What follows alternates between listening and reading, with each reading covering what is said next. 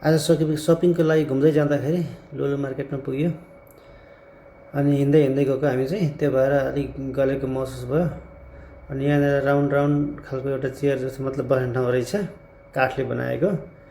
अनि त्यहाँ एकछिन बसेर आराम गरियो। आराम गरेर दाइसँग हल्का कुरा गरियो। अनि दाइ पनि गल्नु भएको भनेर अनुभव सुनाउनु भयो। अनि हामी अब हल्का सपिङ गर्ने भनेर माथि गयो।